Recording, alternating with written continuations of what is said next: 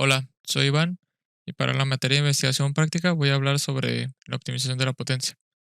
Este video en general pretende explicar una forma de optimizar la potencia de un circuito electrónico. Para comenzar, la palabra optimizar se refiere a buscar la mejor forma de hacer algo para obtener buenos resultados. Aplicándolo en el ámbito de electrónica, se refiere a tener la menor cantidad de pérdidas comparando la entrada con la salida. Para introducirnos más a la idea principal del tema, optimizar potencia se refiere a reducir las posibles pérdidas que se producen en una instalación fotovoltaica. Se encarga de maximizar y optimizar esa energía en corriente continua antes de enviarla al circuito necesario.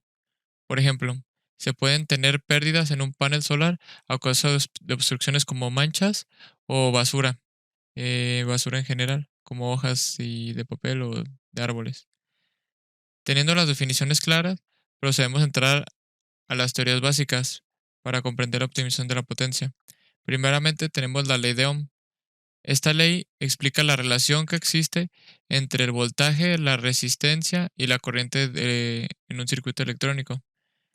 Establece que la corriente eléctrica que circula por un circuito electrónico es directamente proporcional a la diferencia de voltaje que aplicamos entre los extremos del circuito eléctrico y es inversamente proporcional a la resistencia eléctrica del conductor.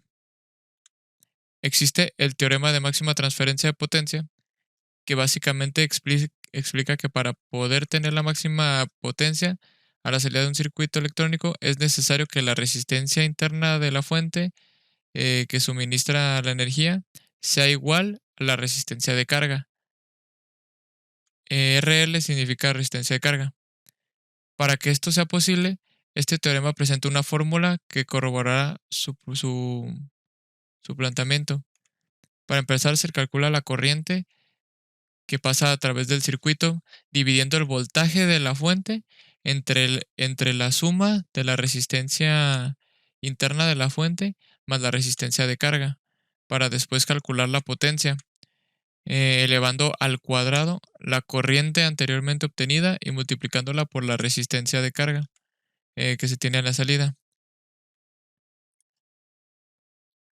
Sustituyendo los valores en la fórmula anterior, se puede observar que si se tiene un valor de diferente en la resistencia tanto de carga como en la resistencia interna, la potencia disminuye dependiendo de qué tan diferentes sean los valores entre sí. Aquí se mantuvo la misma resistencia interna porque realmente la fuente no varía su resistencia interna. Entonces solamente se pusieron cargas más chicas o más grandes, dependiendo. Y después de explicar teóricamente cómo se transfiere la máxima cantidad de potencia, es hora de validar de una forma práctica que sea cierto lo que se plantea. Para empezar, se arma un circuito simple con una fuente de poder y dos resistencias tanto en el simulador como en físico. Teniendo el circuito armado, es necesario agregar aparatos de medición para saber la cantidad de corriente y voltaje que atraviesa por el circuito. En este caso, se utilizará un voltímetro, es un aparato que mide el voltaje entre dos puntos de un circuito, un amperímetro, que es un aparato que mide la intensidad de la corriente eléctrica, y un ómetro, que es un aparato que mide la resistencia entre dos puntos de un circuito. Para la simulación esto se va a usar y en un multímetro para la experimentación física. Un multímetro consiste en un dispositivo eléctrico y portátil que permite medir las distintas magnitudes eléctricas que conforman una parte de un circuito, como pueden ser corrientes, tiene resistencias, tiene voltajes y capacidades. Esos son los principales. Una vez teniendo todos los materiales y el equipo, se procede a medir los parámetros necesarios. Para tener una medición satisfactoria se deben seguir los siguientes pasos. Paso número uno, conectar en paralelo el ómetro o el multímetro en este caso en paralelo a la resistencia tanto de carga como a la resistencia interna del circuito. Esto se debe a que necesitamos comprobar las resistencias que efectivamente son del valor esperado. Tenemos la resistencia interna de la fuente, tenemos la resistencia de carga de 82 ohms y la resistencia de carga de 50 ohms. Ahí falta la de 15 ohms, la resistencia de carga de 15 ohms. Y ahí en el lado izquierdo tenemos la parte de la simulación, en el lado derecho tenemos la parte física, que es con una resistencia real. Después en el paso 2 se conecta el voltímetro en paralelo a la resistencia de carga para identificar el voltaje que hay en el circuito. Hay 5 volts, siempre tiene que haber 5 volts, no importa que se le entregue porque están viendo en paralelo a la fuente.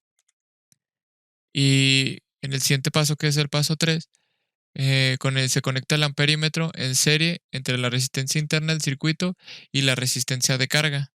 En este caso tenemos cuál es la corriente que pasa cuando está la resistencia de 82 ohms,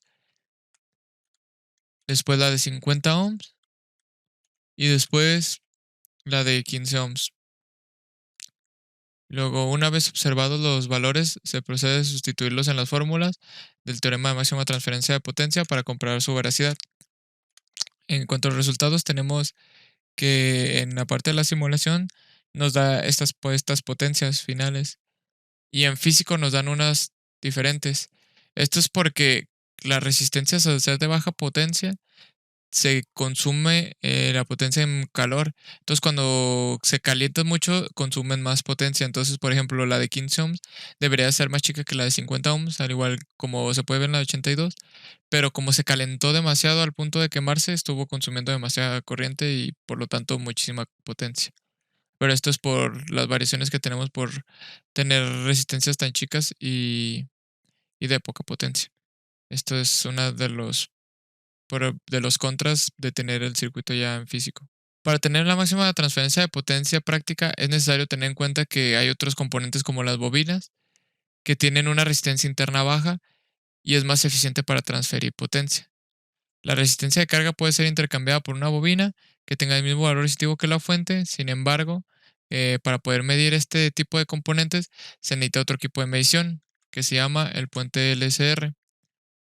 Es un dispositivo que, a partir de una señal alterna generada con frecuencia habitualmente seleccionable entre varios valores, nos permite medir la impedancia de un componente o unidad bajo prueba, obteniéndose entre otros valores la resistencia, la capacidad y la inductancia. Estos son los símbolos de cada una de las: resistencia, capacitor y bobina. El puente LCR se utiliza conectando las terminales del equipo en paralelo a los pines del componente que se quiere medir. Este equipo de medición es mucho más preciso para mediciones de resistencia, capacitancia e inductancia, ya que está hecho específicamente para esto. Con el objetivo de terminar de entender todo lo que se necesita para poder optimizar la potencia de un circuito, es indispensable conocer los tipos de componentes que se utilizan, además de su función. En el circuito simple que presente, solo se utilizan componentes pasivos y un único componente activo, que es la fuente de alimentación. Un componente pasivo es un componente eléctrico que solo puede recibir energía que puede disipar, absorber o almacenar en un campo eléctrico o un campo magnético. Por ejemplo, que son las resistencias, los inductores, los condensadores y los transformadores. Tomando en cuenta el circuito base del teorema de máxima transferencia de potencia, se pueden diseñar variaciones para lograr el objetivo, incluyendo una mayor cantidad de componentes activos. Aquí se agregan diodos, resistencias, fuentes y otros circuitos que tienen componentes pasivos, tanto pasivos como activos, pero ya son un poco más elaborados. Un componente activo es un componente electrónico que suministra energía a un circuito. Los elementos activos tienen una capacidad de controlar eléctricamente el flujo de electrones, y algunos ejemplos de componentes activos son fuentes de tensión, fuentes de corriente, generadores y los transitores, que son los más usados. Esto sería todo de mi parte. Muchas gracias por ver el video. Aquí tengo mis referencias de consulta, por si las quieren revisar. Fueron todas las que usé para el video. Gracias.